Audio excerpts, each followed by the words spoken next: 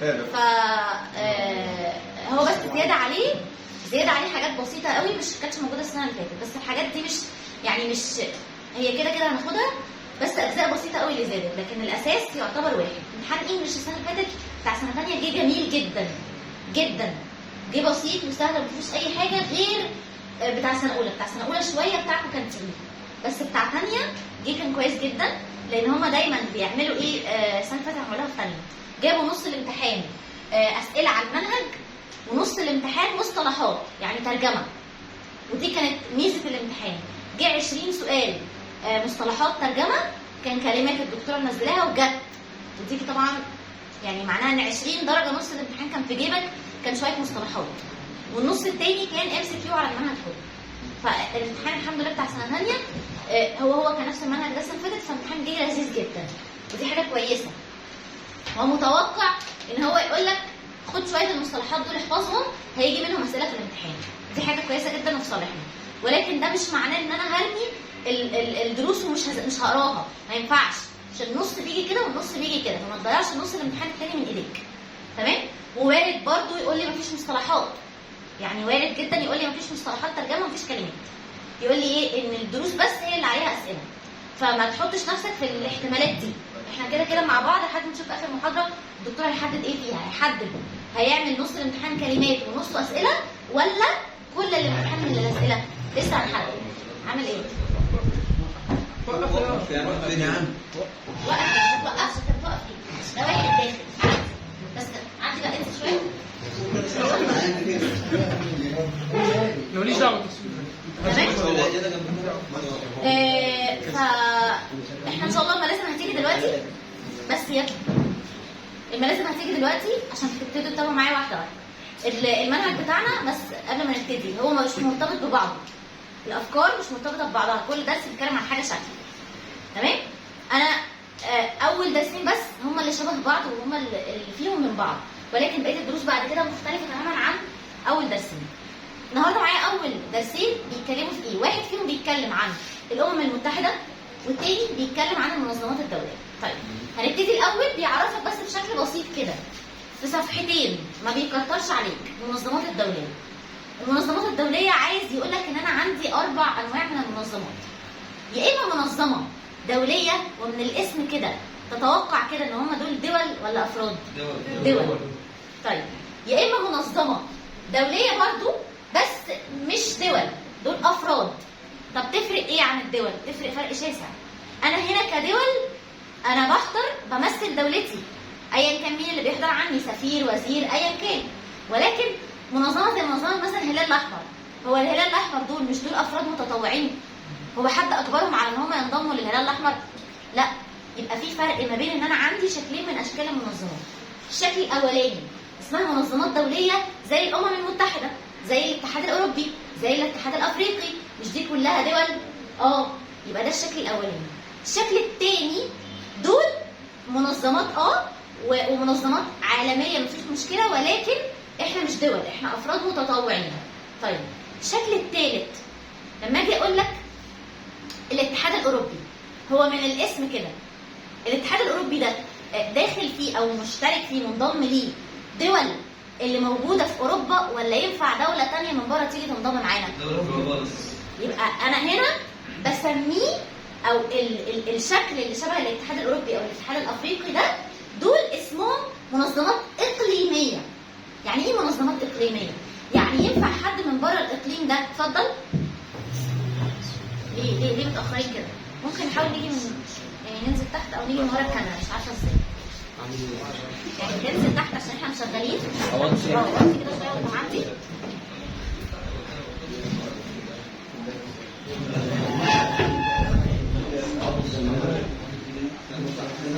ممكن نقعد بقى بشكل اسرع؟ في عندك اماكن ورا ايه فاضيه اهي، اماكن ورا فاضيه اهي، اماكن ورا فاضيه. ماشي خلاص.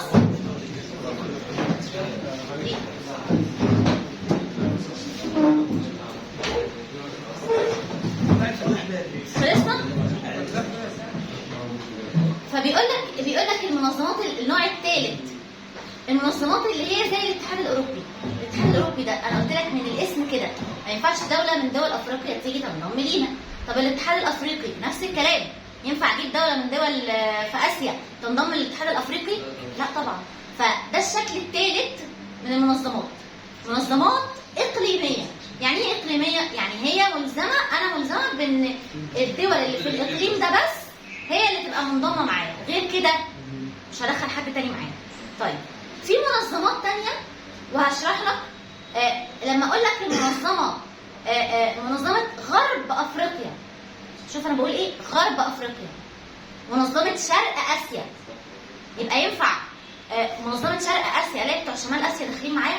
لا. يبقى دي برضو منظمات اقليميه، خلي بالك، بس تخص جزء معين من الاقليم. يبقى تاني انا عندي 4 اشكال، هو بيبتدي معاك المنهج بكده. انا عندي 4 اشكال من المنظمات. منظمات دوليه اللي بيخش فيها الدول، زي ايه؟ افتكر على طول، زي الامم المتحده. تمام؟ المنظمات الثانيه، النوع الثاني، منظمات قلت لك زي الهلال الاحمر، بيخش فيها افراد ولا دول؟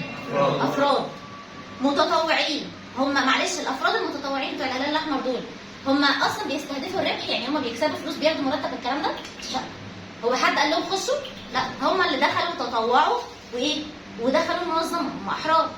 طب النوع الثالث من المنظمات قلت لك زي الاتحاد الافريقي، الاتحاد الاوروبي. الاتحاد الافريقي والاوروبي ده ينفع حد من بره دول اوروبا يجي يخش في الاتحاد الاوروبي؟ لا. الشكل الرابع منظمات اقليميه برضو بس تخص جزء معين من الاقليم، اللي هو مثلا زي اتحاد اسمه او منظمه اسمها منظمه شرق اسيا. ما ينفعش حد من اي منطقه بره شرق اسيا يجوا ينضموا ايه؟ ليه؟ يبقى ده بدايتي معاك في اول جزء في المنهج خالص، بيكلمني في 4 اشكال من الايه؟ من المنظمات. وبعد كده الجزء الثاني بقى اللي لسه ما جتلوش هيخش لي وهيشرح لي الايه؟ واحده منهم بس، اللي هي الامم المتحده. اللي هي الامم المتحده تبع انهي شكل منهم؟ تبع المنظمات الايه؟ الدوليه. تمام؟ طيب تعالى بقى نبتدي نترجم الكلام ده بالانجلش واحده واحده كده. هو مبدئيا تعالى بقى نبص مع بعض هنا. ما بيقول لك ايه؟ انا عملت لك حاجه اسمها، خلي بالك مش لازم تجي لك في الامتحان بكلمه انترناشونال اورجانيزيشن، منظمات دوليه بالشكل ده، لا لا لا. ممكن تجي لك ده بقى اللي بيزاولني في الشاشه دي. ممكن يجي لي حاجه اسمها او. هو خلي بالك هم دايما بيتعمدوا على يلعبوا معاك بالاختصارات عشان ما تجيش تقولي في الامتحان انا مش عارف يعني ايه او. مش حاجه اسمها كده، خلاص انت حاطط في دماغك ان انترناشونال اورجانيزيشن يعني منظمات دوليه، ومنظمات دوليه اختصارها ايه؟ او. طب بص بقى، عشان جت السنه اللي فاتت في الامتحان الشكل الاولاني من المنظمات ده، هقول لك بالظبط ايه اللي جه فيه. بس ما جاليش برضو بانترنال بانتر جفرنمنتال اورجانيزيشن، لا، جالي اسمها ايه؟ IGO. جالي الاختصار بتاعها كده السنه اللي فاتت، وانت بتختار تشوف انهي شكل وبتحل السؤال على اساسه. فمش لازم يجي لي المصطلح كامل على بعضه، لا خالص. طيب ابتدى معايا اول شكل من اشكال المنظمات، اتفقت معاك ان هو الانتر جفرنمنتال اورجانيزيشن، وخلي بالك عشان حرف واحد هيودي لي معانا الكلام في حته ثانيه خالص، وهنعرف دلوقتي كمان شويه. بيقول لك اولا هو اصلا هي ستيت يعني دوله. المنظمات دي هي عباره عن دول. يعني ايه؟ دول بس اللي بتحضر فيها. ما اقدرش ان انا يعني الامم المتحده احنا كافراد بنحضر فيها؟ لا. اولا فبيقول لك these are organizations، دي المنظمات اللي هي made up of sovereign states. كلمه sovereign يعني دول عندها سياده، دول معترف بيها من العالم كله. طيب تاني حاجه، وبيقول لك معلش هو احنا دلوقتي جوه المنظمه مثلا زي منظمه الامم المتحده بنتناقش ونتكلم في موضوع معين ايا كان ايه هو الموضوع ده. هو مش المفروض ان القانون الدولي العام هو اللي هيتطبق على اي مشكله الدول دي بتتناقش فيها جوه المنظمات الدوليه؟ يبقى انا اصلا المنظمات الدوليه دي ككل ايه اللي بينظمها؟ ايه اللي بيحركها؟ ايه القانون اللي بيمشي جوه؟ القانون ايه؟ القانون الدولي العام. فبيقول لك ان ده جانب مهم جدا من جوانب البابليك انترناشونال لو. يعني ايه بابليك انترناشونال لو؟ القانون الدولي العام. طيب يبقى اولا اول معلومه خلاص عرفت ان هي دول. تاني حاجه عرفت ان القانون الدولي العام هو اللي بينظمها لي. تالت حاجه اهو بيقول لك IGO. بص اهو المصطلح اهو. هو خلي بالك احنا ما بنصحاش الصبح كده اقول لك يلا بينا نعمل منظمه دوليه. لا يا حبيبي الموضوع ما بيجيش كده. الموضوع الاول بيجي ان انا لازم ابقى هاد للموضوع. هو انا ينفع الصبح اصحى احنا كدول اقول لك يلا بينا نعمل المنظمه الدوليه في الدوله الفلانيه؟ لا. ده لازم احنا الاول نكون عاملين حاجه اسمها معاهده دوليه. المعاهده الدوليه دي الدول قاعدين مع بعض اتفقوا يا جماعه والله احنا عايزين ننشئ منظمه دوليه نتناقش فيها في المواضيع الفلانيه زي منظمه الامم المتحده. هيعرفك كمان شويه ان هي ما جاتش كده في يوم وليله، لا دي الاول كان في بعض لازم امهد للموضوع، مش هصحى الصبح اعمل منظمه. فبيقول لك ان المنظمات الدوليه، وهي دي الحته اللي جت السنه اللي فاتت في الامتحان، هو عملتها ازاي؟ عملتها ثرو اتريتي. يعني ايه تريتي؟ معاهده دوليه. المعاهده الدوليه دي دول 10 15 دوله قعدوا مع بعض، احنا عايزين ننشئ المنظمه الفلانيه. طب يلا بينا نمضي او نصدق وركز في الكلمه دي على المعاهده الدوليه. صدقنا على المعاهده، طب يلا بينا بقى هنحدد المقر بتاع المنظمه. الخطوه الثانيه، طب يلا بينا نبتدي ايه؟ ننشئ المنظمه. يبقى هل الموضوع انشاء منظمه دوليه بيجي مره واحده كده، ولا لازم في بري ستيب قبلها، خطوه قبلها؟ ايه الخطوه اللي قبلها؟ المعاهده الدوليه. طب المعاهده الدوليه دي مش لازم احنا نمضي او نصدق عليها؟ طب عمليه التصديق، ودي اللي جت السنه اللي فاتت في الامتحان في الحته دي، اسمها ايه؟ اسمها راتيفيكيشن. اسمها ايه؟ اسمها راتيفيكيشن. تعال بقى نقرا الجزء ده. بيقول لك ان انا الاي جي او دي اللي هي المنظمات الدوليه بتتعمل ازاي؟ بتتعمل established by a treaty. يعني ايه treaty؟ يعني معاهده. خلاص بقى خليك عارفها. طيب المعاهده دي شويه، انا ايا كان مين الدول اللي بتبقى قاعده، بيبقى قاعد ممثل عن الدوله دي، سفير، وزير الخارجيه، ايا كان مين هو، وبعد كده بنبتدي ناخد المعاهده دي وكلنا نصدق عليها عشان نقدر نعمل المنظمه. فالقصه دي اسمها ايه اصلا؟ اسمها راتيفيكيشن بروسيس. يعني ايه راتيفيكيشن؟ تصديق. يبقى تاني، اولا يعني ايه اي جي او؟ اي جي او منظمه دوليه ولا افراد؟ دوليه. طب يعني ايه تريتي؟ معاهده. يعني ايه راتيفيكيشن؟ تصديق. طيب يعني ايه ستيت؟ دوله. يبقى احنا المنظمات الدوليه، شوف انا هنا عرفت 4 معلومات. احنا ستيتس، دول. هو القانون ايه اللي بيطبق علينا؟ القانون الدولي العام، الببليك انترناشونال لو. تاني حاجه احنا بنعمل حاجه اسمها تريتي. يعني ايه تريتي؟ معاهده. المعاهده دي لازم نصدق عليها راتيفيكيشن، عمليه التصديق. يبقى كده انا خدت اول شكل من اشكال المنظمات. المنظمات دي كلها منظمات دول. طيب يبقى انا هنا معلش ما تقعدش تضيع لي وقتك وتقعد تقرا لي السطور كلها. خلاص حط عينك على الكلمات اللي انا بقولها لك انها مهمه، اللي هو اي جي او، كلمه ستيت، كلمه بابليك انترناشونال لو، كلمه تريتي، كلمه راتيفيكيشن. دي هنا المصطلحات اللي انا لميتها وعرفت خلاص منها ايه الدنيا ماشيه ازاي. طيب تعالى بقى نبص على الجزء اللي بعد كده. اداك بس مثال ما تنساهوش، ومثال عبيط قوي. هو مثال رئيسي على المنظمات دي. منظمه ايه؟ الامم المتحده، منظمه يونايتد نيشنز اهي. تمام؟ ما تحفظليش غير مثال واحد، ما تقعدش ترازي نفسك ببقيه الامثله. طب رقم 2 قلت لك بقى المنظمات الثانيه اللي هي عباره عن افراد ما حدش اجبرهم على الدخول في المنظمه. الناس دي بتستهدف الربح، بيكسبوا حاجه من المنظمه دي؟ لا، الناس دي بسميها حاجه اسمها المنظمات دي نون فور بروفيت. يعني ايه نون فور بروفيت؟ يعني ما بيدوروش على فلوس. تمام؟ تعال بقى نبص على رقم 2، وخلي بالك عشان هنا الفرق ما بينهم حرف. الفرق ما بينهم حرف. دي اختصارها ايه؟ اختصارها اي ان جي او. يبقى انت تبص في الامتحان اي جي او منظمه دوليه، اي ان جي او منظمه افراد او الناس المتطوعين. تمام؟ يبقى الفرق هنا ما بينهم ايه؟ حرف. بص بقى، انا هنا عرفت الناس دي ان هم، او بص المصطلح الاولاني المهم بالنسبه لي، voluntarily citizens، افراد متطوعين. هل انا قلت لهم تعالوا اشتركوا معايا؟ لا. طيب الناس دي دايما بيبقى هدفهم هدف انساني، زي الهلال الاحمر، ما هو بيبعت مساعدات وبيداوي المصابين وهكذا. يبقى هدفهم هيومانيترينيان. يعني ايه هيومانيترينيان؟ انساني. طيب رقم 3، الجزء اللي بعد كده، انا مش عايزه بقيه السطور اصلا، بقيه الكلام ملوش لازمه. الجزء اللي بعد كده بقى انا بعمل ايه؟ انا المنظمات دي نون فور بروفيت، انا ما بستهدفش الربح. بس دي كانت موجوده فين؟ دي كانت موجوده تقريبا الصفحه اللي فاتت وانا عديت. بص بقى،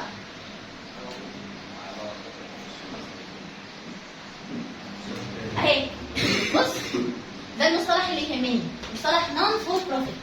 يعني الناس دي ما بتستهدفش الربح. يبقى اولا انا نون فور بروفيت. هل انا بدور على فلوس؟ لا. رقم 2 انا voluntarily voluntarily citizens. يعني ايه voluntarily citizens؟ افراد متطوعين.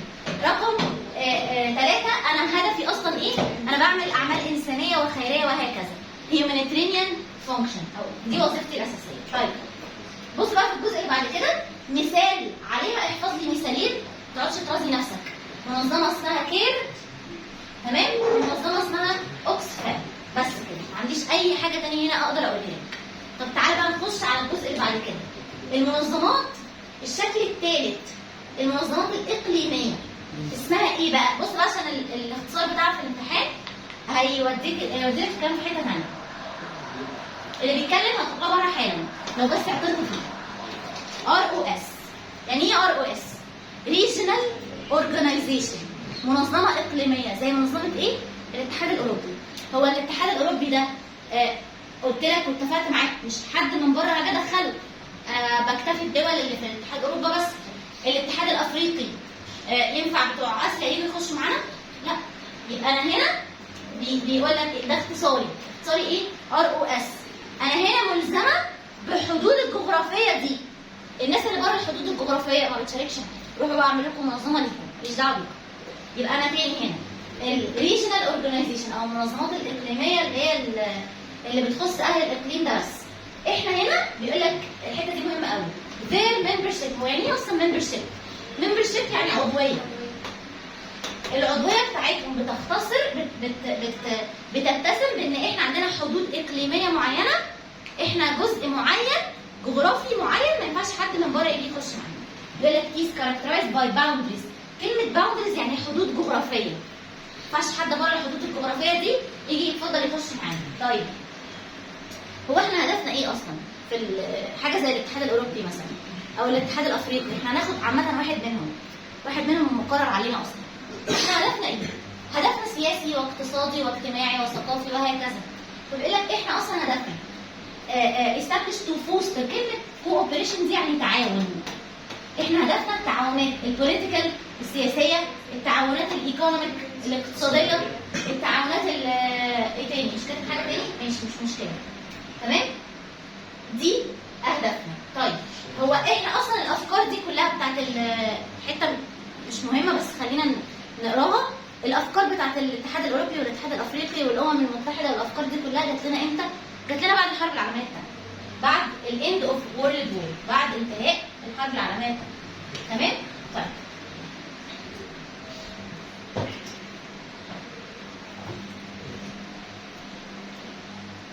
انا هنا بقى عايزاك تحفظ لي مثالين. مثال على ROS دي، عندي مثالين عايزاك تحفظهم. EU اللي هو مين؟ الاتحاد الاوروبي، والافريكان يونيون اللي هو الاتحاد الافريقي. هنا عايزاك تحفظ لي ده، الشاشه مزولاني. الافريكان يونيون واليوروبيان يونيون.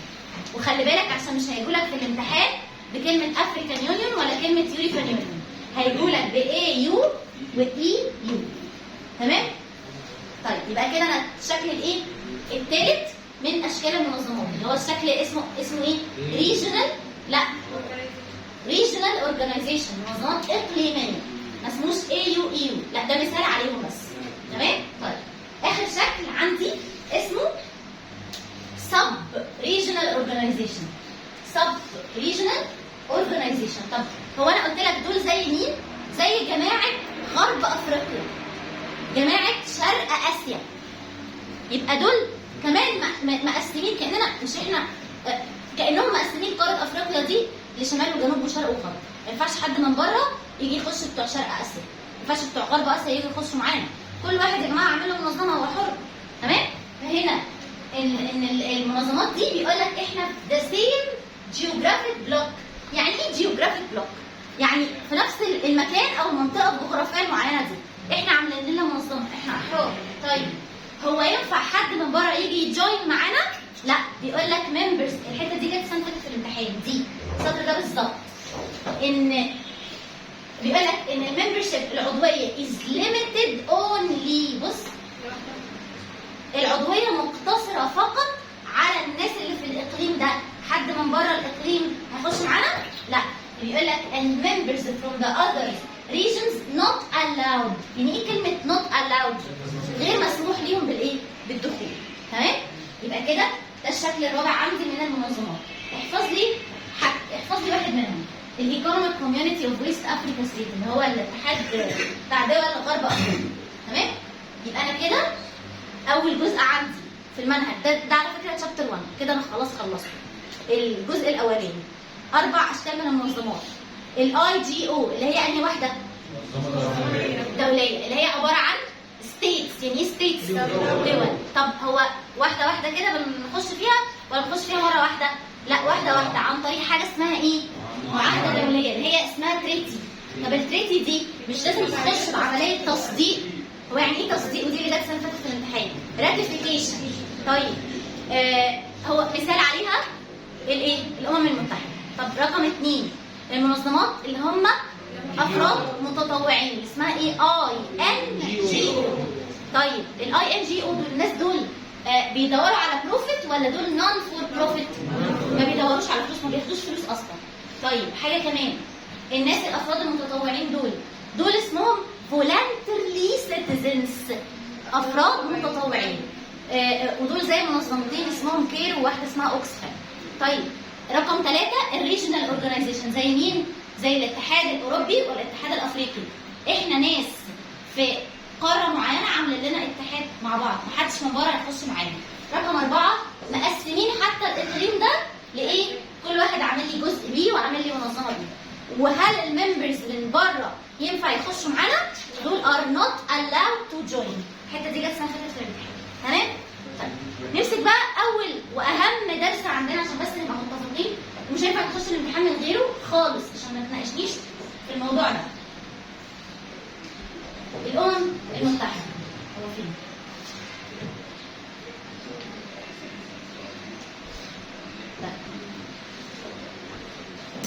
الدرس ده اكتر اسئله عليه في الامتحان عشان بس نبقى متفقين على النقطه دي.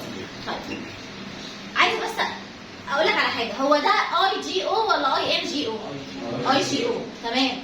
طيب سؤال بقى، هي الامم المتحده دي يا جماعه صحينا الصبح في يوم وليله عملناها؟ برضه عملناها عن طريق معاهده. طب هي معلش شويه بس نقط عايزاك تبقى عارفها الاول قبل ما نخش في الدرس. اولا هي اتعملت سنه 45. ثانيا هي اتعملت بعد الحرب العالميه الثانيه. ثالثا هي ما كانتش اسمها الامم المتحده، كانت اسمها حاجه اسمها عصبه الامم. رابعا وده السؤال اللي جه السنه اللي فاتت في الامتحان، المقر بتاعها فين؟ في بلجيكا. يبقى 4 معلومات الاول عايزاك تكون عارفها. اسست سنه كام؟ 45. كانت اسمها ايه؟ طيب طبعا اسست عن طريق معاهده وهكذا. المقر بتاعها فين؟ في بلجيكا. رابع حاجه الحرب العالميه الثانيه. تمام؟ طيب خلي بالك عشان الامم المتحده هي عباره عن ايه؟ عباره عن اجهزه. عباره عن ايه؟ عباره عن اجهزه. طب بص بقى، انا عندي بتاع 6 7 اجهزه في الامم المتحده. اهم جهازين واللي اكتر اسئله عليهم في الامتحان مجلس الامن والجمعيه العامه. مجلس الامن والجمعيه العامه. طب ايه اصلا؟ احنا بنبتدي دايما بالجمعيه العامه. ليه الجمعيه العامه انا ببتدي بيها؟ بص بقى، الجمعيه العامه دي انا لما بنيجي نتناقش في امر معين في الامم المتحده احنا مقسمين نفسنا اجهزه. مجلس الامن ده حلال المشاكل. اي 2 بيتخانقوا اروح احل مشكلتي فين؟ مجلس الامن. يبقى مجلس الامن انا بجيله وقت الازمات ولا في وقت السلم؟ زي مين؟ عشان بس عايزاك تفتكرها، مصر واثيوبيا. استنى بس يا ابني، مصر ايه؟ ماليش دعوه بباكستان، انا بتكلم على مصر، على بلدي. ما تدخليش في باكستان والهند. مصر واثيوبيا والله العظيم انا طلعكم انتوا الاثنين بره، اقسم بالله. مصر واثيوبيا كانوا بيتخانقوا على سد النهضه. مش اثيوبيا عامله سد وبتبنيه وعايزه تاخد النيل؟ وده حقيقه حصلت فعلا. مصر خدت مشكلتها دي كلها. طب تعال بقى يا اثيوبيا، يلا بينا فين؟ على مجلس الامن. انا هنا رحت لجهاز من الاجهزه التابعه لمين؟ الامم المتحده عشان يحل لي مشكلتي. الجهاز ده هو الجهاز ده يا جماعه معلش احنا بنقعد فيه نتناقش ونتكلم ومش عارفه ايه، بس هو عنده ليميت معين. لقيت 2 بيدبوا في بعض هخش انا ادب فيهم. يعني الجهاز ده مجلس الامن عنده جيش؟ عنده جيش. لا عنده جيش وبيخش يتدخل عسكريا في حاله ان لقيت 2 بيتخانقوا مع بعض وماسكين في بعض. طب يلا بينا بقى نخش ايه؟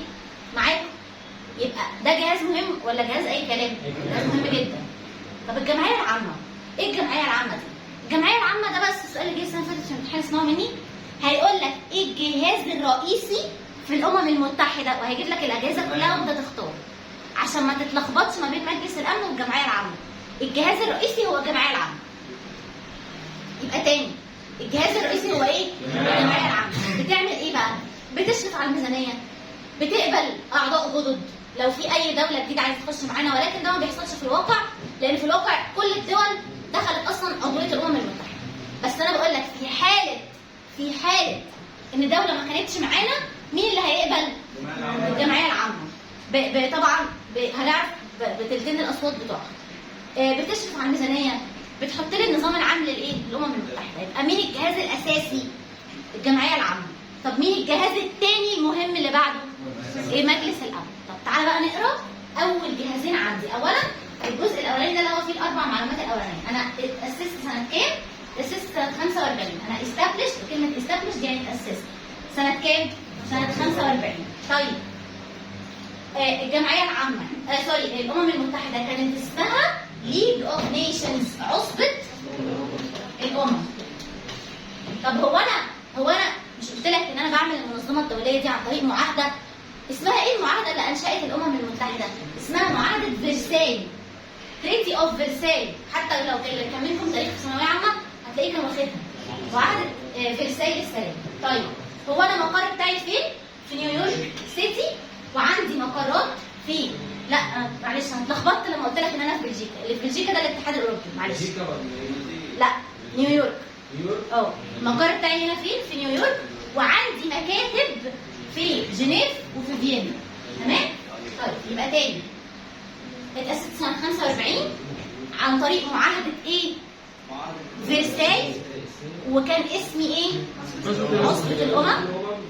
وأنا أصلا مكاني فين؟ في نيويورك، وعندي مكاتب في كذا مكان. الجزء اللي بعد كده اللي بيرجو ورا، والله العظيم ده هتروح. آخر حاجة، هو مصر داخله في الامم المتحده ولا احنا مش داخلين معاها؟ داخلين طبعا. يبقى ايجيبت اهو بيقول لك ايجيبت كانت الدوله ال 34 اللي دخلت الامم المتحده. ايجيبت از one of the original members. اهي بيقول لك ان مصر دخلت الدوله ال 34 اللي دخلت الامم المتحده. طيب هو اهداف المنظمه ايه؟ واهداف المنظمه هتلاقيها كلها كلام فاضي ملوش اي ثلاثه لازمه. ووقت الحروب هي ما بتعملش حاجه اصلا، زي اللي حصل في فلسطين واسرائيل دلوقتي. مفيش حاجه من الاهداف دي بتتحقق. اهداف المنظمه حفظ الامن والسلام. اولا اهي اهداف المنظمه. الهدف الاولاني حفظ الامن والسلام الدوليين، to maintain international peace and security. الهدف الثاني ان احنا نحاول نخلي الدول فيما بينها friendly relationships، علاقات وديه. تمام؟ طبعا كلام فاضي. الهدف الثالث ان احنا بنحاول نحل مشاكلنا الاقتصاديه والاجتماعيه والسياسيه وهكذا. تمام؟ نحل مشاكلنا الاقتصاديه، ايكونوميك، سوشيال، الاجتماعيه، والكالتشرال، الثقافيه. طيب انا كل ده برضو ما دخلتش في الكلام المفيد. المبادئ هي الاهداف تقريبا. المبادئ تقريبا هي الاهداف، مفيش فرق ما بين المبادئ والاهداف. انا ببتدي كلامي المهم من اول الجنرال اسمبلي، الجمعيه العامه. سامعني؟ بس عايز اعرف ايه هنا؟ كل دي الاهداف. لا خليني ابتدي من اول هنا. هو انا اتفقت معاك احنا دلوقتي 195 دوله في الامم المتحده، يعني تقريبا كل الدول. طيب انا عايزه اقبل عضو جديد، لو في واحد مش معانا هعمل ايه؟ مش لازم اصوت. هو اي واحد كده من الشارع، اي دوله من الشارع جاي تخش معانا؟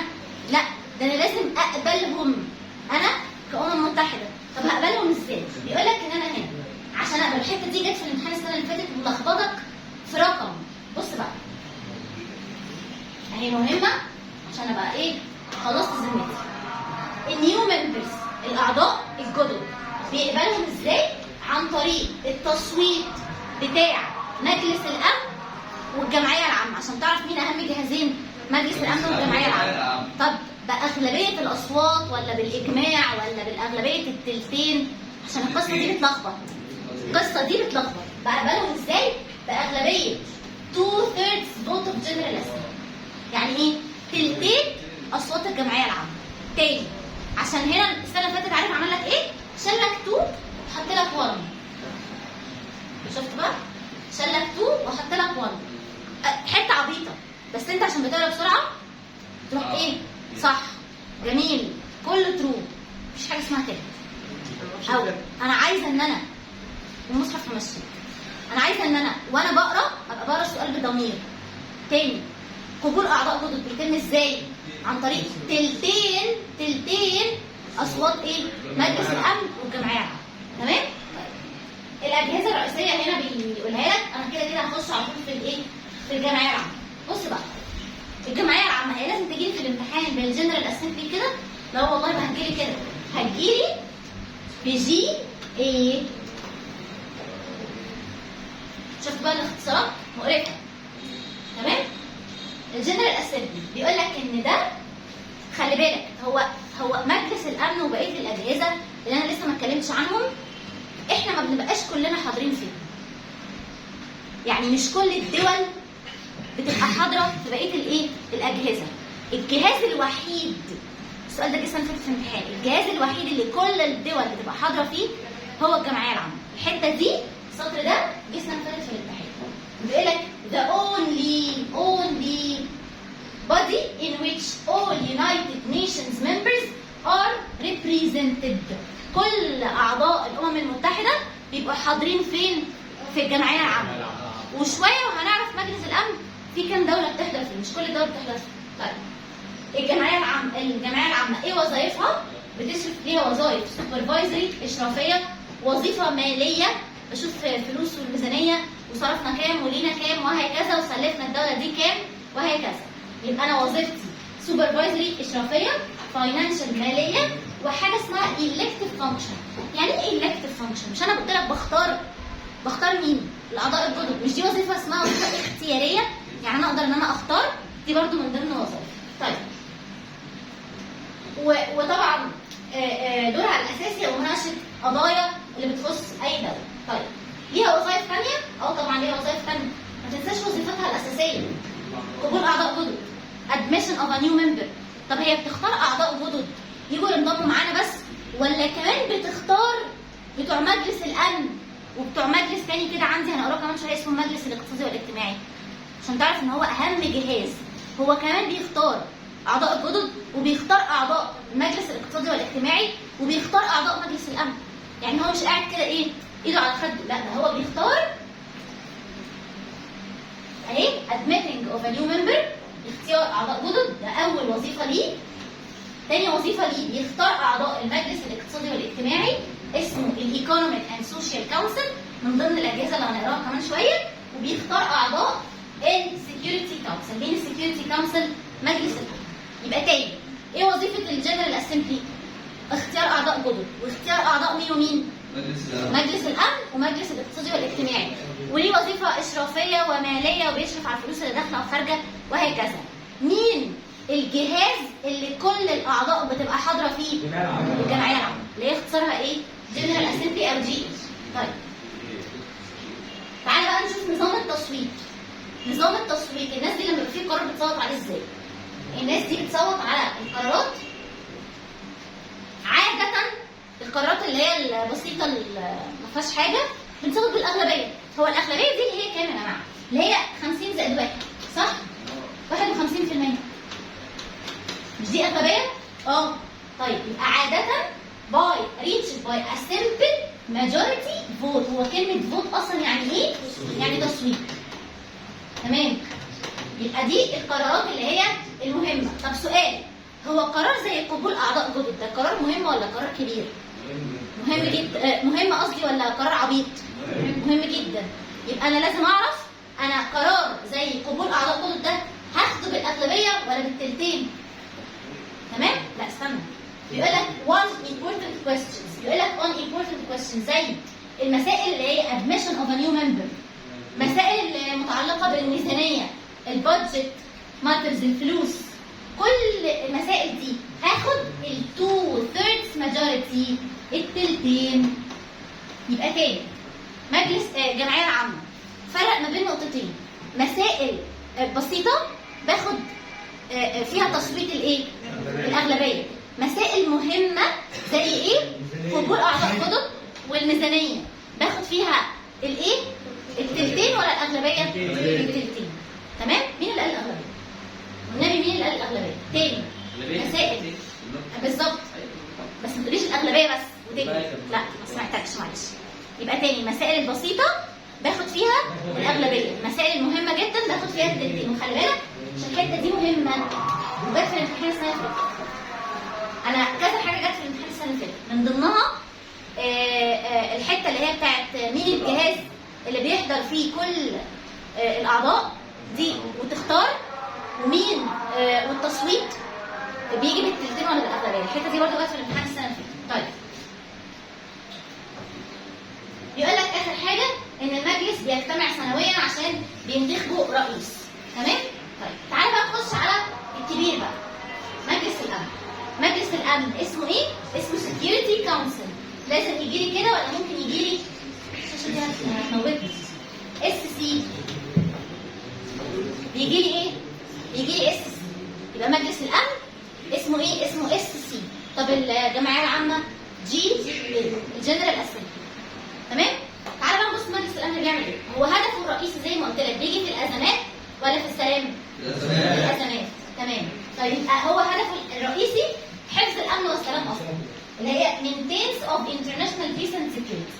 كلمه بيس اصلا يعني ايه؟ سلام. طيب تعالى بقى نخش في تفاصيل اكتر شويه عشان الحته دي هتلخبطنا وهتتعبنا نفسيا. هو مجلس الامن، عايزاك دايما تبقى حاطط فكره في دماغك، هو مجلس الامن مش كل الدول بتبقى قاعده فيه وبتحضر، لا. مجلس الامن مش كل الدول بتبقى قاعده فيه. انا عندي 5 اعضاء دائمين. يعني ايه دائمين؟ ما بيتحركوش من ساعه ما مجلس الامن ابتدى وهم ما بيتحركوش. امريكا وفرنسا وانجلترا والصين وروسيا تقريبا. تمام؟ الدول دي ما بتتحركش من مجلس الامن. خلاص؟ كده كده هي موجوده ال5 دول دول. وعندي ناس تانية بتروح وتيجي وبنصوت، بنعمل عمليه تصويت وبنجيبهم وبنوديهم ايه كل شويه. يبقى تاني انا عندي 5 الدائمين ليهم حق اسمه حق الايه؟ الفيتو. الفيتو. وده اللي حصل، بيصوتوا على اي قرار ويوقفوه من غير ابداء اسباب اصلا. تمام؟ وهم كانوا مصوتين على كذا قرار ليه علاقه بفلسطين الايام اللي فاتت. يعني كده كده هم بيوقفوا اي قرار في اي ثانيه، اللي هم مين؟ بتوع اللي ليهم الفيتو. وال6 التانيين دول ولا ايا كان عددهم التانيين هنقولهم دلوقتي بيروحوا وبيجوا عمالين ايه؟ نجيبهم ونوديهم. طب تعالى بقى نبص الاول، عشان انا الاول كان عندي عدد وبعد كده زودت عدد اعضاء مجلس الامن. الاول العدد كان 11 كان 15 وبعد كده استنى في الاول كان 11 وبعد كده بقوا 15. تعالى بقى نبص شوف ال11 دول كان بيتم انتخابهم ازاي. ال11 دول كانوا عباره عن 5 دائمين و6 بيروحوا ويجوا. تاني في الاساس انا كنت كام؟ 11. 5 دائمين و6 عماله ايه؟ اجيب اودي فيهم. طيب مع ازدياد عدد الدول انا بقيت كام عضو؟ 15. بقيت كام عضو؟ 15. 5 دائمين و10 عماله ايه؟ ابدل فيه. يبقى تاني انا في الاساس كنت كام؟ 11. 5 دائمين و6 بجيب واودي. بعد كده مع الدول زادت والعالم وسع بقوا كام؟ 15. 5 قاعدين و10 عماله اجيب واودي فيه. تعالى نقرا الجزء ده عشان الجزء ده جسنا في الامتحان. بيقول لك ان السكيورتي كونسل اساسا هو عباره عن consists of 11 members.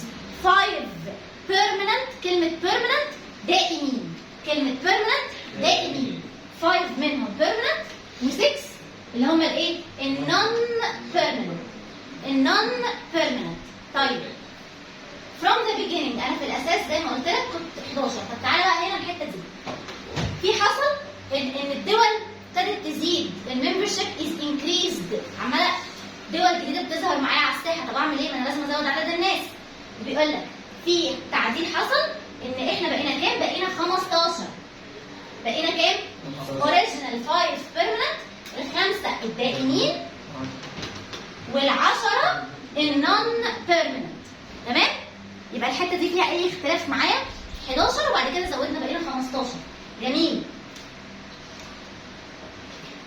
هيقول لك ان الصين جت والاتحاد اللي هو روسيا الاتحاد السوفيتي وهكذا. طيب تعالى بقى نبص على نظام التصويت. هي بص بقى، هو خلي بالك ليه انا بقول لك ان الامم المتحده هو اهم درس؟ عشان حته التصويت فيه بتلخبطني. حته التصويت بتلخبطني، دي من اهم الحتت. وحته الاعضاء الدائمين والاعضاء الغير دائمين دي بتلخبط، فعايزاك تركز فيه. هنا بقى الفوتنج سيستم. مش انا كان عندي نظام تصويت في الجي اي في الجمعيه العامه، اللي هو ايه نظام التصويت في الجمعيه العامه؟ مسائل مهمه ومسائل ايه؟ اقل اهميه بسيطه. هنا نفس الكلام برضه. هنا نفس الكلام برضه. هنا بيقول لك ان انا عندي في المسائل الاجرائيه شويه اجراءات بتخذها بسيطه جوه المجلس، يعني مش مستاهله يعني. بيقول لك on all procedural matters في المسائل اللي هي البسيطه. هو احنا كام واحد؟ احنا مش 15؟ اي 9 من ال 15 يا عم يصوتوا. خلي بالك يعني ايه اي 9 من ال 15؟ يعني اي 9 من ال 15 انا شرطت عليك ان الخمسه الدائمين يكونوا منهم؟ لا. يبقى ده كده في المسائل الايه؟ البسيطه. اي 9، هو اصلا 9 من 15 دي الاغلبيه. طب يبقى كده اي 9 من الايه؟ من 15. طب في المسائل بقى المهمه قوي زي ايه؟ هتدخل عسكريا في دوله. هجيب الجيش بتاع مجلس الامن وداخلين ندمر دوله. هو دي مساله بسيطه؟ لا طبعا. هو مش المساله دي لازم اتاكد ان الخمسه الدائمين موافقين عليها؟ يبقى هنا في المسائل المهمه قوي لازم 9 من 15 مفيش مشكله، بس لازم الخمسه الدائمين يكونوا موافقين. يبقى تاني انا هنا برضو فرقت ما بين نقطتين. مسائل اجرائيه، يعني ايه اجرائيه؟ اجراءات عاديه باخدها بسيطه، ومسائل سبستنتيف يعني موضوعيه، مسائل ليها علاقه بمواضيع مهمه واجراءات انا اتخذها مهمه. هفرض غرامه على دوله، هخش عسكريا في دوله وهكذا. دي كلها مسائل ايه؟ مهمه. المسائل البسيطه باخد تصويت الايه؟ اي 9 من الايه؟ من ال 15. طب المسائل المهمه جدا لازم الخمسه الدائمين يكونوا معايا وموافقين على الكلام ده.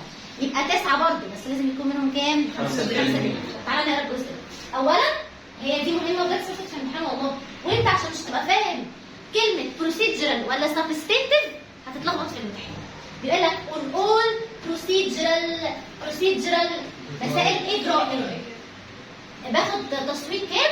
by an affirmative vote of any، يعني ايه any؟ اي 9، اي نوع. جميل قوي. طب السبستنتيف ماترز بقى، المسائل المهمه جدا اللي هي قرارات مهمه جدا، لازم اعمل ايه؟ زي ان انا بحقق مع دوله، داخله عسكريا في دوله وهكذا. لازم انا باخد 9 affirmative votes including those who are 5 permanent. يبقى تاني اصلا يعني ايه substantive matters؟ مسائل موضوعيه او مهمه، افتكرها بكلمه مهمه. يبقى تاني procedural يعني ايه؟ اجرائيه. مسائل ايه؟ substantive مسائل ايه؟ موضوعيه او مهمه. تمام؟ يبقى حط دايما في دماغك مسائل مهمه او موضوعيه، زي ان انا داخله عسكريا في دوله، بحقق مع دوله، بفرض غرامه على دوله. دي كلها مسائل ايه؟ مهمه. تمام؟ طيب يبقى ده كده جزء التصويت. ما تفرق ما بين حاجتين، ما بين تصويت الجنرال اسمبلي ده جزء عايزك تبقى مركز فيه، وما بين تصويت السكيورتي كونسل او مجلس الامن. تمام؟ تمام. ايه ده؟ ده ايه؟ الشاشه ده جميله.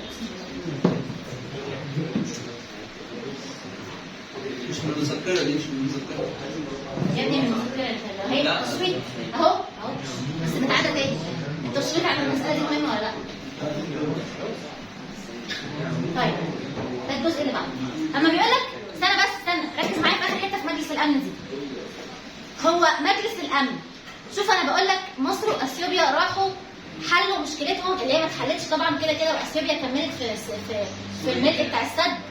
بس هو اصلا الطبيعي ان انا رايحه مجلس الامن احل مشكلتي اللي هي المستعصيه دي، عشان احنا هنتخانق هناك ولا احنا المفروض احنا بنحاول نتناقش الاول؟ نتناقش. ما وصلناش لحل، مجلس الامن هيبتدي يفرض غرامات عليا وعليكي. ما وصلناش لحل واحنا الاثنين بنضرب في بعض، مجلس الامن هيروح داخل ايه؟ ضارب حد فيه. يبقى احنا الستيب الاولى في مجلس الامن، قرارات مجلس الامن بتتاخد ازاي؟ بتتاخد الاول بان احنا بنتناقش. مفيش فايده. طب انا خلي بالك انا بهددك. مجلس الامن يبتدي اما بيقول لك ايه؟ مجلس الامن دايما بنشوف منشط كده يندد ويهدد باستخدام مش عارفه السلاح ضد دوله ايه. ده من ضمن الاخبار اللي بنشوفها. يعني اقصد اقول لك ايه؟ مجلس الامن ممكن يبقى بعد كده الخطوه اللي بعد كده يهددك. انت مش هتعمل له كذا، طب انا بهددك بس. الخطوه اللي بعد كده بفرض عليك غرامه. الخطوه اللي بعد كده ممكن اتدخل عسكريا. يبقى قرارات مجلس الامن تاخد مره واحده كده بروح مدخله الجيش بتاعي؟ لا، تدريجيا. فبيقول لك قرار مجلس الامن لما الاول بيبقى في شكوى كومبلين، لما بيبقى في حاجه اسمها كومبلين او شكوى، الكونسل فيرست. بص بيقول لك ايه فيرست؟ يعني في البدايه اولا بيشوف امكانيه السلام، بيشوف البوسيبيليتي اوف بيسفل ريزولوشن. بحاول احل الدنيا بالايه؟ بالحب. طيب مفيش نتيجه، وانا ممكن بعد كده او احاول ان انا احل الموضوع ده بحاجه اسمها نيجوشيشنز، مفاوضات. طيب لو لقى مجلس الامن في تهديد حقيقي للسلام، لو لقى ان if the council finds that there are a real threat of peace، لو في فعلا تهديد حقيقي للسلام، it may call upon to apply a diplomatic or economic sanctions. ببتدي اهددك. خلي بالك انا هعمل عليكي حاجه اسمها sanction. يعني ايه sanction اصلا؟ عقوبه. يعني انا هعاقب الدوله الفلانيه. طيب اديني اهو بهدد، لسه مفيش اي حاجه ثانيه. طيب لو انا لقيت ان كل الاساليب دي غير كافيه هتدخل بالجيش بتاعي. يبقى اخر حاجه هنا بيقولها لك if the council find if these methods are inadequate، لو كل ده مش نافع السكيورتي كونسل may take a military action. يعني ايه اصلا military action؟ سلاح بقى. ابتدي بقى اخش بتاعي الجيش بتاعي وبالسلاح بتاعي. تمام؟ يبقى مجلس الامن بيجي معاك مره واحده ولا تدريجيا؟ تدريجيا. كده انا خلصت مين؟ مجلس الامن. طيب الجهاز اللي بعده عبيط قوي وما بيجيش في الامتحان اصلا. لا، مين اللي قال الجمعيه؟ هو انا مش شرط اقول الجمعيه اللي عامله ايه؟ سيبك مني، انا عارفاه ده مجنون من السنه اللي فاتت. تمام؟ ده بنفس العقليه من السنه اللي فاتت. ما ده نفس العقليه من السنه اللي فاتت. ايه؟ مش معايا. ما اتكلمتش في المحاضره. بذمه اهلك؟ والله. ما انا عارفه، ما انت هتقول لي وانا مش عارفه. بص بقى، خلينا بقى نركز خلاص في اخر جزء. المجلس الاقتصادي والاجتماعي ده عبيط جدا. انا بس عايزاك تقراه، ما بيجيش منه حاجه اساسا، هو كله سطرين. وهيقول لك، انا هقول لك بالظبط على انهي جزء فيه مهم. هما سطرين اساسا، هو ده الباراجراف ده بس المهم فيه. مجلس من اسمه كده الاقتصادي والاجتماعي، يعني بيعمل ايه؟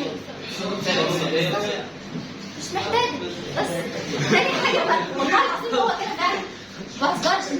تاني حاجه انا قلت لك، بس في نقطه بس عايزك تاخد بالك منها. مين اللي بيختار اعضائه؟ بس دي بقى اهم حاجه انا عايزاك تعرفها. بس كده، مش اي حاجه تاني. هو بيقول لك انا كل افكاري عشان لو جه هيجي بالاختصار ده. الاختصار ده ECOSOC، ده الاختصار بتاعي. تمام؟ وهيقول لك ان انا بعمل ايه. مش هسمع صوت عشان خلاص انا بفنش. بعمل ايه فيه؟ بناقش في الايكونوميك يا ابني، في الامور الاقتصاديه والسوشيال الاجتماعيه والهيومانيتيريان الانساني. تمام؟ تمام. تعالى بقى نبص على الجزء اللي بعده. كل ده رغي. الشاشه دي هتموتني. بص الشاشه دي هتجيب لي جلطه. كل ده رغي بتاع مجلس الامن. تعالى بقى نبص على ده مهم بقى، مع انه عبيط برضه. هو مش في عندي دول اسمها دول محتله او تحت الوصايه زي فلسطين، صح؟ تمام. يعني انا بتكلم على ده جهاز من ضمن الاجهزه مش موجود دلوقتي، هو اسم بس هل هو بينعقد كل سنه؟ لا. يعني ده منظر، لما بنقول له نعقد بينعقد، لكن هو في العادي ملوش اي وجود. هو كان موجود من زمان عشان الدول اللي تحت الوصايه او الدول اللي تحت الانتداب، دول محتله. انا بتناقش في ان الدول المحتله دي عايزه اخرجها من الاحتلال ده، واحاول ان انا مش دلوقتي لو في حرب، مش في اراضي بتبقى دخلت مثلا اسرائيل على فلسطين، مش في اراضي في فلسطين تيجي اسرائيل تروح واخداها، صح؟ طب هو انا مش مفروض انا بقى لو انا مجلس وصايه محترم بناقش الامور بتاعه الدول المحتله اللي تخص الاراضي دي واقول لهم لا يا اسرائيل معلش ما تاخديش الاراضي دي. طبعا الكلام اللي انا بقوله ده كلام كليشيه ولا ليه اي 30 لازمه، ما بيحصلش في الواقع، ولكن هو ده مجلس من مجالس الامم المتحده. تمام؟ وخلينا متفقين على نقطه، اهم مجلسين هما الجمعيه العامه ومجلس الامن ومحكمه العدل الدوليه اللي انا لسه هجيلها بعد. تمام؟ ده من ضمن المجالس برضو عندي. بيعمل لي ايه؟ هو اصلا اسمه ايه؟ اسمه تراستي شيب كونسل. تراستي شيب كونسل، هو ملوش اختصار. تراستي شيب كونسل، مجلس الوصايه. مجلس الوصايه ده بيحاول يخلي الدول دي عندها حاجه اسمها حكم ذاتي، تحكم نفسها بنفسها وما تبقاش محتله. كل الكلام ده كلام كتب. تمام؟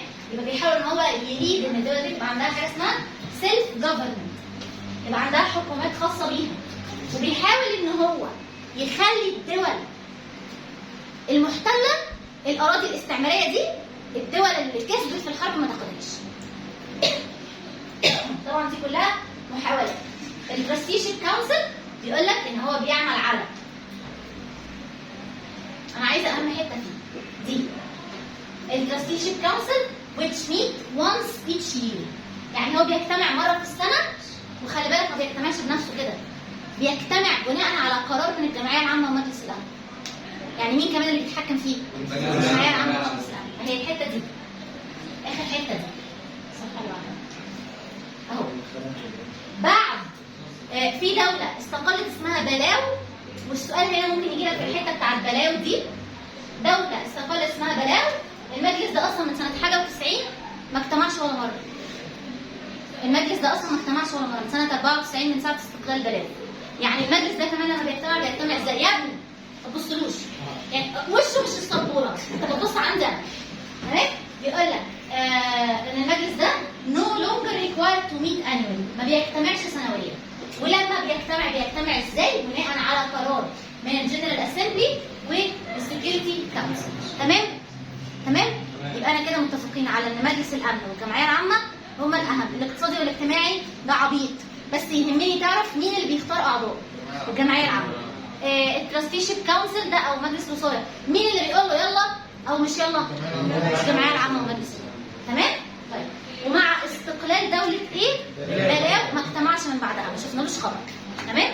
اخر حاجه عندي محكمه العدل الدوليه. من الاسم كده محكمه، يعني بروح لها واحنا متصالحين ولا احنا متخانقين؟ طب يبقى انا كدوله لو انا عندي مشكله، مش انا كده عندي تو اوبشنز اروح لهم؟ مجلس الامن او ايه؟ محكمه العدل الدوليه. يبقى تاني، انا كدوله، مش مصر كانت ممكن تقرر انها تروح لمحكمه العدل الدوليه؟ صح؟ هي راحت لمجلس الامن، هي حره. في دول تانية بتروح لمحكمه العدل الدوليه، هي حره. خلي بالك امتى مصر بتروح لمحكمه العدل الدوليه؟ وده جه السنه اللي فاتت في الامتحان. لا، السنه اللي فاتت جت في الامتحان تقول لهم، وده هنقراها دلوقتي. مصر راحت لمحكمه العدل الدوليه بشكل اجباري. اي حد معدي على قناه السويس، سفينه، استنى بس، اي سفينه معديه في قناه السويس عامله نوش وقلق، مصر لقيتها عامله قلق ونوش، طب يلا بينا بقى فين؟ على محكمه العدل الدوليه. يبقى مصر هنا انا بتناقش مع الدوله الثانيه ان انا اروح لمحكمه العدل الدوليه، ولا ده اجباري؟ السؤال ده جه السنه اللي فاتت في الامتحان. يبقى السؤال الوحيد اللي جه السنه اللي فاتت في محكمه العدل الدوليه قال لك امتى مصر بتلجأ بشكل اجباري لمحكمه العدل الدوليه؟ في قصه ايه؟ قناه السويس. انت هتختار كلمه ايه؟ سويس كانال، هنقراها دلوقتي. طيب، من محكمه العدل الدوليه كاسم كده انا بروح لك في المشاكل. احنا مش قاضي واحد اللي قاعد فيه، احنا لما بيبقى في اي مشكله احنا عدد كبير من القضاه. يقول لك ايه بقى؟ احنا هنا محكمه هنا مش لازم يجي لك يقول لك International Court of Justice، لا، هيجي لك الاختصار بتاعها ICJ. تمام؟ طيب، زمان كان اسمنا World Court، المحكمه العالميه. جميل. انا هنا كل ده انا عايزاك تجيب من اول هنا. الكلام ده مهم قوي. هو محكمه العدل الدوليه، مش قلت لك كدولتين متخانقين مع بعض بيروحوا لها؟ وحاجه كمان، افرض جه مجلس الامن او الجمعيه العامه عنده مشكله ما مش عارف يحلها، انا ممكن ان انا اخد مشكلتي من الجمعيه العامه او من مجلس الامن، يجي الجمعيه العامه ومجلس الامن طب يلا بينا انا هحيل مشكلتي لمحكمه العدل الدوليه عشان انا عايز منها راي استشاري في مشكلتي. يبقى مين اللي ممكن يستشيرها؟ مجلس الامن. مجلس الامن او ايه؟ الجمعيه العامه.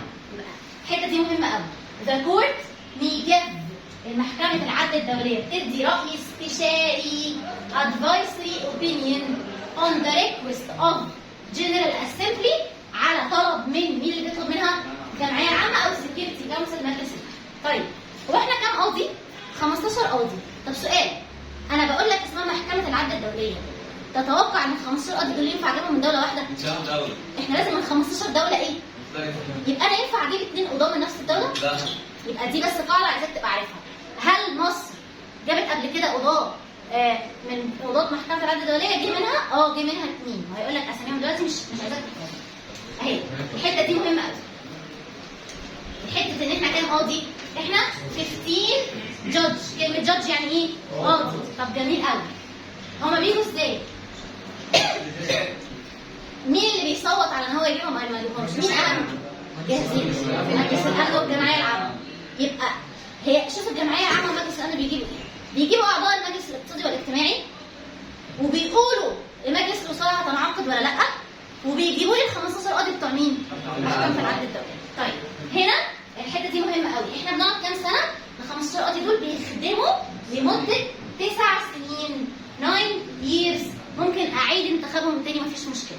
يبقى احنا هنا ال 15 قاضي من 15 دوله ولا من نفس الدوله؟ 15 دولة. وبنقعد كام سنة؟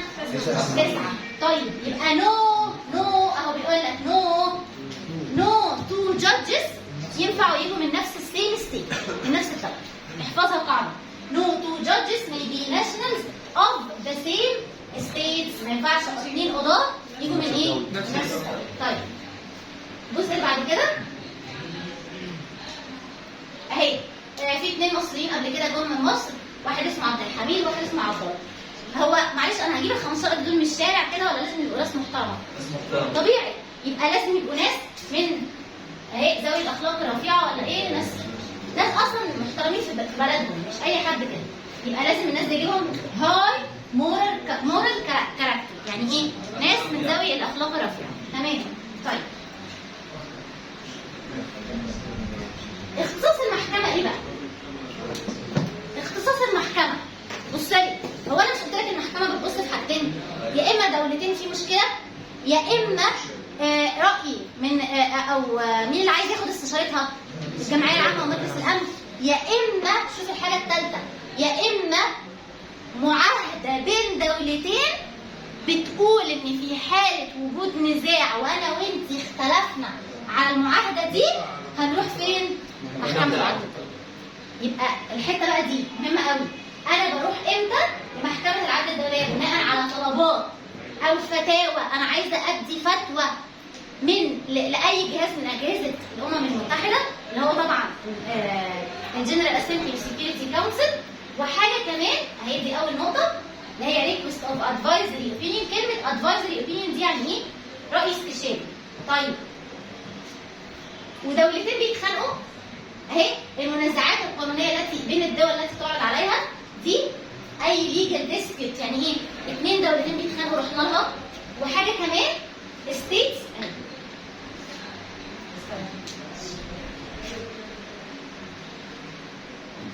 اهي دي مهمه قوي. دي الكورت بيقول لك ايه؟ ان انا بروح لمحكمه العدل الدوليه لو في سبيشال اجريمنت. يعني ايه سبيشال اجريمنت؟ اتفاق ما بين دولتين، انا وانتي اتفقنا على مشروع فلاني بننفذه مع بعض، على القصه الفلانيه بنعملها مع بعض، يلا بينا اتخانقنا، هنروح فين؟ محكمه العدل الدوليه. بناء على ايه؟ اتفاق بين دولتين ايه في ما بينهم حاجه. طيب وحاجه كمان، لو في دولتين كل الرغي ده مش عايزاك تاخد منه كورسات واحد، ده when they are parties to treaty. هو يعني ايه treaty؟ معاهده. في معاهده ما بيني وما بينك، في حاله وجود نزاع هنروح رايحين فين؟ محكمه العدل الدولي. تمام؟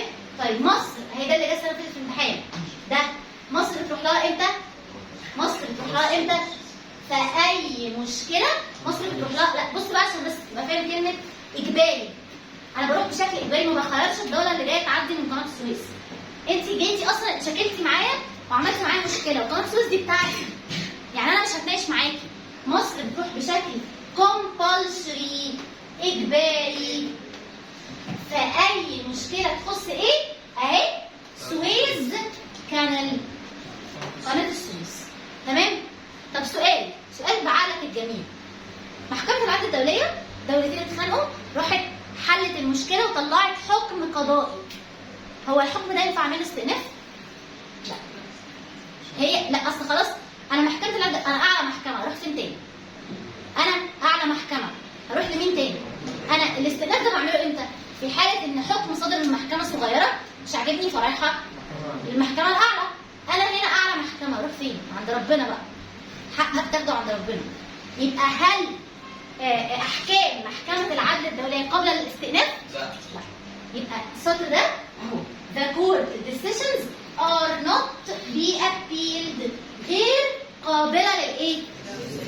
استئناف. يبقى ايه اهم ثلاث اجهزه عندي في الامم المتحده؟ ايه؟ مجلس الامن والجمعيه العامه ومحكمه العدل. الجهازين اللي بعد كده عبط ومفيش ما بينهم اي استفاده اصلا. مين اللي بيختار ال 15 قاضي بتوع محكمه العدل الدوليه؟ انا بروح لها في 3 حالات، يا اما فتوى او انا عايزه راي استشاري انا كمجلس امن او كجمعيه عامه، دولتين في ما بينهم سبيشال اجريمنت اتفاق، دولتين في ما بينهم تريتي. يعني ايه تريتي؟ عهد دوليه تقول ان في حاله وجود نزاع هروح رايحه فين؟ محكمه العدل الدوليه. اخر حاجه خلاص انا كده خلصت الاجهزه، اخر جزء بس عايزه اعرفك مين التوب اللي على راس الامم المتحده بقى ككل. واحد اسمه الامين العام، السكرتير ده الراجل الكبير ده. تعالى بقى بص اخر حته، هو راجل السكرتير ده بيجي يقعد 5 سنين وبنغيره، اللي هو الامين العام ده. الراجل الامين العام ده تتوقع كده، معلش انا اسفه، هو احنا بنجيبه بناء على ايه؟ على تصويت من مين؟ الجمعيه العامه ومجلس الامن برضه، عشان تعرف ان الجمعيه العامه ومجلس الامن بتتدخل في كل كبيره وصغيره. يبقى هي دي الحته دي مهمه قوي، هي دي بس الحته المهمه. انا بجيبه باغلبيه التلتين 2/3 اوف ماجوريتي بتاعه الجنرال اسمبلي وبتاعه الايه؟ السكيورتي كونسل. طب هو معلش الامين العام الراجل الكبير الجميل ده تتوقع، بص بس دي حته هتقع فيها، بيجي من دول صغيره ولا دول كبيره؟ لا، من دول صغيره عشان احقق مبدا المساواه. ما تنساش ان انا عندي ال5 الفيتو دول خربان لي الدنيا في الامم المتحده. هروح انا كمان اجيب الامين العام من دوله كبيره، يبقى كده كأن الدوله الكبيره هي اللي استحوذت على ايه؟ على الامم المتحده ككل. لكن انا لو اجيب الامين العام من دول صغيره ومحايده ودول على الله، هيبقى ايه؟ كده حاولت احقق المساواه. تمام؟ يبقى الراجل اللي هو الامين العام ده بيجي ازاي؟ بيجي من السمول والنيوترال كونتريز، تمام؟ من الدول الصغيره المحايده. طيب الامين العام ده معلش بيعمل ايه يعني؟ بيشرف على الميزانيه، دي وظيفه اشرافيه على الامم المتحده بشكل عام. يبقى الامين العام ده قصته كلها ومشكلته كلها ان هو بيشرف على اليو ان بادجت. يعني ايه بادجت؟ ميزانيه. تمام؟ طيب ايه كمان؟ الامين العام ده انا بس عايزه اجي لك عند الخطه دي. الراجل اللي اسمه بطرس غالي ده كان من مصر، مره جه امين عام للامم المتحده، بس اعرفها كده طياري، مش عايزاك تاكدي عليها. تمام؟ عايزاك كمان تبصي على ايه؟ تاكد بس على، بص اكد لك عليها تاني ازاي مهمه. اخر سطر هنا هو انا قلت لك المقر بتاعي فين؟ في نيويورك وفي جنيف وفي فيينا وفي نيويورك. تمام؟ ده كده مين؟ الامم المتحده. وده كده شابتر ايه؟ يبقى انا النهارده مع بعضينا اديتك اول شابتر، قلت لك انا عندي 4 اشكال للايه؟ للمنظمات. الاي ان جي او، الاي جي او، الار او اس، واخر واحده اللي اسمها سب ريجنال. كلمتك في الامم المتحده قلت لك اتاسست سنه كام؟ المقر بتاعها فين؟ ليها تمام ونيروبي. انهي اهم 3 اجهزه؟ اهم هو ايه الجهاز اللي كل الاعضاء بتحضر فيه؟ تمام. ايه الجهاز اللي انا بروح له في المشكله؟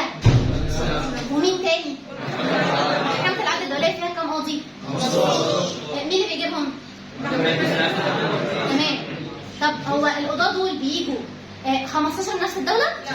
طيب هو احكام، شوف الكلام، احكام محكمه العدل الدوليه قبل الاستئناف مصر بتروح لها بشكل اجباري امتى؟ تمام. كده احنا خلصنا ايه؟ لا يا ابني، كده احنا خلصنا ايه؟ توشه. المره الجايه ان شاء الله. طب والنبي ضحكت على ايه؟ هو قال لك سويس كانال، انت ضحكت على ايه؟ بذمتك. ماشي. تمام؟